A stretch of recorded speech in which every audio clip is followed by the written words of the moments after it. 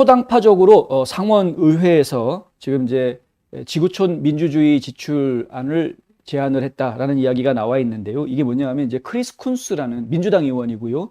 그다음에 린지 그레이엄 공화당 의원이죠. 그러니까 민주당 의원과 공화당 상원의원이 두 상원의원이 30억 달러를 전 세계에 걸친 민주주의에 배정하겠다.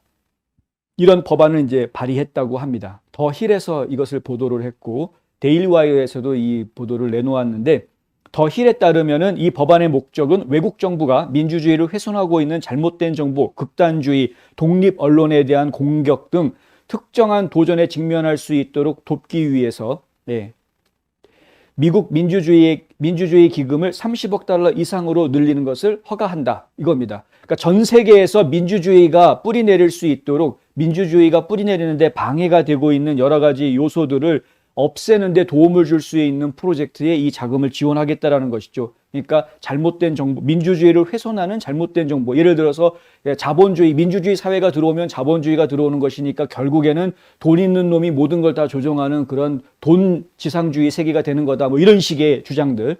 잘못된 주장입니다.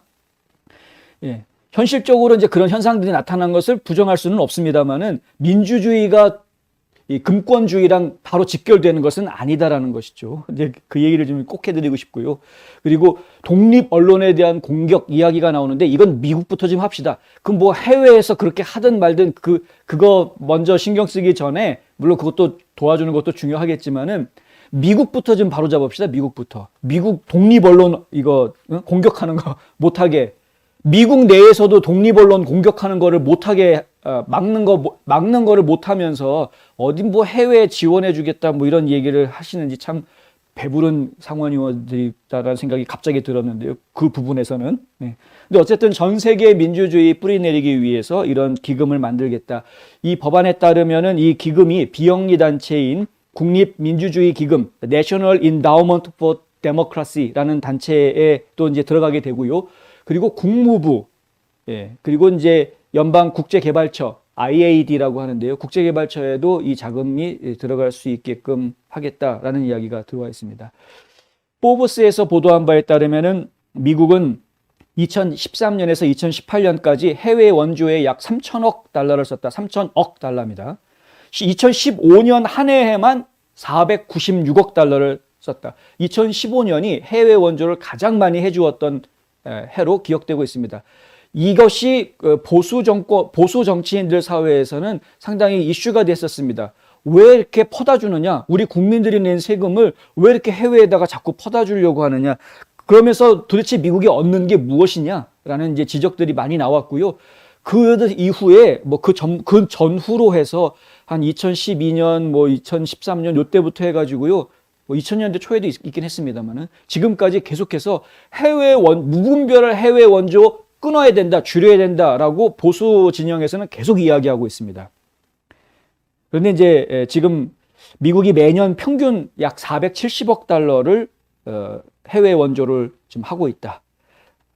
지원금의 절반은 통계에 이용 가능한 지원금의 절반이 아프리카와 중동 지역에 지금 몰려 있다. 이제 이런 이야기가 나오고요. 한 가지 재미있는 것은 트럼프 대통령은 그러면은 해외 원조를 줄였느냐? 안 줄였습니다. 외국에 대한 원조는 그냥 그대로 유지가 됐습니다. 그러니까 원조를 줄일 줄 알았는데 트럼프 대통령이 대통령으로 있는 기간에도 해외 원조는 크게 줄인 것은 없다. 그런데 문제는 민주당 쪽은 이걸 계속 더 늘리려고 하는 거죠. 그러니까 더 늘리려고 하는 거를 마감한 왔던 이런 상황이었다라는 겁니다. 뭐 지켜보도록 하겠습니다. 포브스에서 지적한 바는 이 포브스도 약간 좌편향되어 있는 매체임에도 불구하고 이들은 뭐라고 얘기를 하냐 하면은 뉴욕하고 캘리포니아 이 두 곳을 빼고 나면은 2018년 한 해 동안에 어떤 주에 지원이 됐던 지원금, 연방정부에서 각 주에다 준 지원금보다 해외 지원금이 더 많았다라고 이야기합니다. 그러니까 우리 국민들한테 이 세금을 낸 납세자들한테 도와주는 우리가 낸 돈인데 그 돈이 근데 그 국민들한테 도와주는 거는 오히려 적었고 해외에다 갖다 풀어주는 돈은 오히려 많았다. 이 부분은 이제 포브스에서 지적을 했다라는 것도 참 재미가 있네요. 뭐 지켜보도록 하겠습니다. 이달 말까지 부채 상한선 인상을 할 것인지 말 것인지 여부를 놓고 굉장히 지금 연방 상원에서 실랑이가 벌어지고 있는데, 근데 이런 부분들, 그러니까 정부의 부채를 높이지 말자라고 지금 이야기하고, 민주당에서는 또 계속 부채를 더 빚질 수 있게 만들자. 이미 3조 달러를 넘어섰는데, 근데 그렇게 빚질 수 있게 만들자라고 이야기를 하는 그런 싸움이 지금 계속되고 있는 상황에서 해외 원조를 오히려 더 좀 늘릴 수 있을 것 같은, 뭐 30억 불이니까 큰 영향을 준다라고 보기는 어렵겠지만은 그럴 것 같은 느낌이 드는 이런 법안들을 초당적으로 제안을 했다라는 거. 물론 근데 민주주의를 전 세계에 뿌리내리는 건 중요하기 때문에, 사실 이제 지금 중국이 굉장히 많이 살아났고요. 러시아도 지금 감당하기 힘들 정도의 규모로 좀 살아나고 있는 그런 상황. 우크라이나는 전쟁 벌이고 있지 않습니까? 그러니까 미국이 조금 약해진다 싶으면 러시아는 바로 전쟁 일으킵니다. 체첸 공격할 때도 그랬고, 지금 바로 그냥 일으켜가지고 쳐들어갑니다. 미국이 막아주질 못하니까, 힘이 없으니까.